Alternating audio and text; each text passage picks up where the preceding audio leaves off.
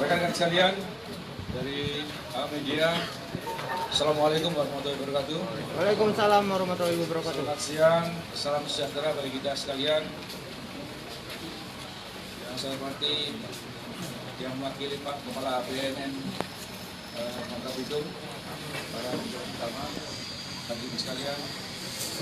Menyatakan pada siang hari ini Polda Babel akan merilis tentang masalah pengungkapan kasus peredaran gelap narkoba jenis sabu kurang lebih sebanyak 200 kg.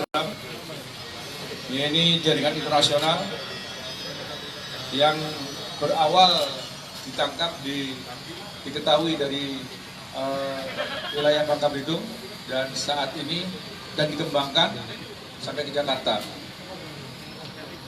Sebagai kronologi singkat saja saya sampaikan bahwa tanggal 21 Juli 2020 sekitar pada hari Selasa sekitar pukul setengah 6 sore kita mendapatkan informasi dari masyarakat adanya jasa pengiriman antar pulau yang mengangkut barang, dalam hal ini makanan pokok jagung, namun di dalamnya muncul sesuatu yang mencurigakan. Oleh karena itu kemudian Dir Narkoba dan beberapa stafnya meluncur ke lokasi dan mengecek, dan ternyata ada barang tersebut yang muncul itu adalah narkoba dibungkus dalam bentuk plastik seperti ini. Diadakan uji coba dan itu positif. Setelah dilihat dari 73 karung jagung yang ada di sana, diperiksa 73 tersebut, ada 2 karung yang berisi masing-masing karung 4 bungkus plastik ini. Kemudian kita selusuri dari mana asal usulnya dan kemudian mau kemana ini akan dikirim. Selanjutnya kita membuat 3 tim. Tim yang pertama berangkat ke Jakarta, di mana tujuan barang ini akan dikirim. Tim yang kedua mengikuti barang ini selama di perjalanan. Tim yang ketiga adalah melacak dari mana asal usulnya, yaitu menuju ke daerah Kepri. Kemudian sampai di jagung-jagung ini dikirim dari Pangkalan Balang dengan menggunakan truk. Ya. Jadi sudah perdagangan antar pulau. Kalau perdagangan antar pulau berarti tidak ada pemeriksaan kepabeanan. Jadi lebih safe dia. Dengan menggunakan truk dibawa ke Jakarta. Kita ikuti di Jakarta, di sana berkumpul di daerah Pinang Ranti, Kecamatan Makassar, Taman Mini Indonesia Indah, wilayah Taman Mini Indonesia Indah di Jakarta Timur, di sana. Kemudian dilakukan pemeriksaan pendalaman sana dan juga datang di sana ada 283 ya, 285 tambah 1 berarti 287 karung di sana, ditambah lagi yang dari Ancol, dari karung Ancol, dari gudang Ancol ada 60, ditambah dengan yang ada dari kita 73, berarti semua terkumpul 423 karung. Dibawa oleh mereka ke Bekasi atau daerah Cikarang, Lipo Cikarang, satu gudang di sana. Di sana kita tunggu sampai muncullah tersangka ini, ya, untuk memeriksa dan mengecek barang-barangnya. Sebetulnya dia sudah muncul waktu di Taman Mini, sudah muncul, tapi tidak kita apakan, hanya memfoto-foto saja, mengecek. Waktu muncul di sana kita tangkaplah dia. Kita tangkap, kemudian kita periksa. Hasil pemeriksaan kita memang ada yang menyuruh, yang sekarang masih DPO, namanya inisialnya K saja. Nah, kemudian kita juga melacak dari mana asal usul barang-barang tersebut. Jadi saya lanjutkan dari 21 Juli tadi kita temukan di sini. Pada tanggal 24 Juli, ya, setelah beberapa hari kemudian baru terungkap yang bersangkutan.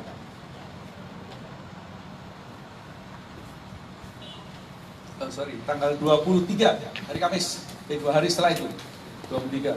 Kita tunggu terus yang tersangka utama, namun tidak muncul juga.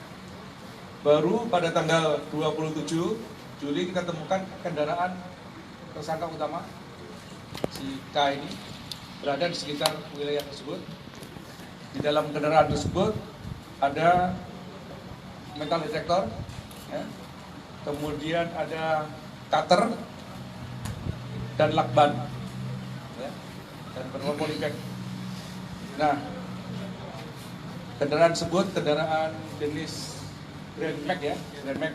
Sekarang sedang kita bawa dari Tanjung Priok menuju ke Pangkalan Balam dalam perjalanan mereka. Setelah kita pelajari, orang ini sebenarnya berasal dari Myanmar perjalanannya. Dari Myanmar dia menggunakan, dimasukkan dalam gudang karung jagung. Nah, di depan itu, di dalam situ, dalam karung jagung. Satu karung ini 50 kilo, ya. Dari Myanmar dia ke Pasir Gudang di Johor, Malaysia. Kemudian dari Pasir Gudang diangkut pakai kapal kayu menuju ke Tembilahan. Di Tembilahan, ditransfer lagi, dipindahkan ke kapal yang lain menuju ke Pangkalan Balam. Di Pangkalan Balam menggunakan truk, ya, menggunakan truk, tapi naik kapal lagi menuju ke Tanjung Priok, Jakarta. Nah, ini modusnya seperti itu. Jadi modus menuangkan jagung ini memang modus yang baru, ya. Jadi baru kita dan BNN kemarin juga mendapatkan hal yang sama di Tangerang kalau nggak salah, kemarin itu juga mengungkap hal yang sama, menggunakan modus seperti itu juga. Namun BNN berasal dari Aceh, ya, Aceh, Medan, sini. Kalau ini dari Myanmar, Malaysia, Johor, kemudian ke Tembilahan ke Pangkalan Balam, terus kita lacak sampai ke Jakarta. Nah, modus baru ini memang digunakan di tengah-tengah pandemi ini. Sepertinya mereka sudah tidak menggunakan orang lagi. Perjalanan menggunakan orang ini cukup riskan dan juga lagi COVID.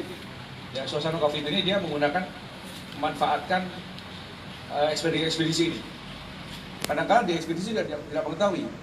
Apalagi jagung ini komoditas yang tidak layak impor kita.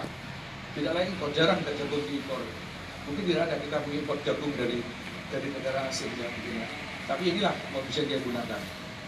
Ya, kenapa kita harus mendatangkan jagung dari Myanmar dan jauh? Padahal di sini sudah ada produksi jagung. Nah, ini modus-modus seperti ini yang baru dan ini akan kita kembangkan terus. Kami sampaikan ini dan saat ini semua tersangka sudah berada, ada 4 tersangka, 1 kita bawa, yang 3 masih di Baris Krim untuk dikembangkan. Prosesnya sambil mengejar yang 1 lagi yang sedang dalam pencarian. Perlu kalian ketahui, di tiap bungkus ini, perkiraan saja ini 1 kilo, disiapkan, diberikan lempengan besi, seperti ini, penggaris. Nah, setiap 2 kilo, ya, 1 bungkus seperti ini. Tujuannya apa? Jadi tidak semua dari 423 karung itu diisi di sini. Tapi dia dengan manfaatkan ini, nah, dia tinggal di atas karung aja. Oh, berarti ini ada isinya. Oh, ini tidak ada isinya. Oh, ini ada isinya.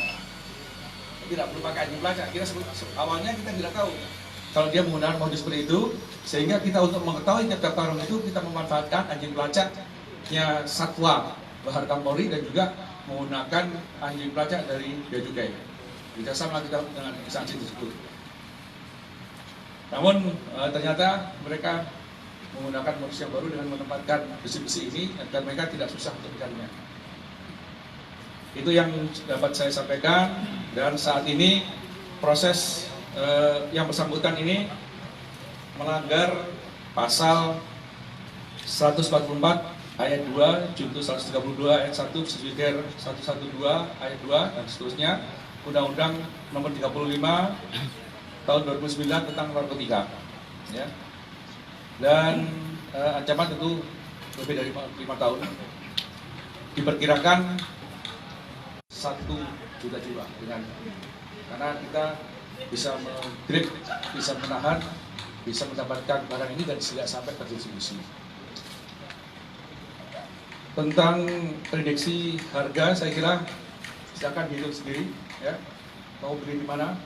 Mau beli di pengecer 1,2 gram 1,2 juta. Kalau beli di paket besar sekitar 700-800 per gramnya, 700-800 ribu per gramnya. Nanti hitung sendiri, saya nggak bisa hitung. Ya. Dengan demikian, proses penanganan karena didapatkan dari Bangka, maka dari kita semua atas kesepakatan dengan Barreskrim, semua diserahkan kepada Bangka untuk proses lebih lanjut, dan kita sama-sama dengan Barreskrim akan melacak keberadaan para DPU, mengikuti jaring-jaringannya, dan mengungkap akan lebih banyak lagi. Itu yang kita harapkan. Kita juga bekerjasama dengan penegak hukum di internasional, PDRM, maupun Kepolisian Myanmar.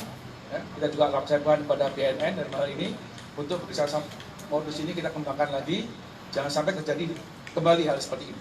Ataupun kalau ada, harus jangan sampai lolos kepada pemiliknya atau pengguna.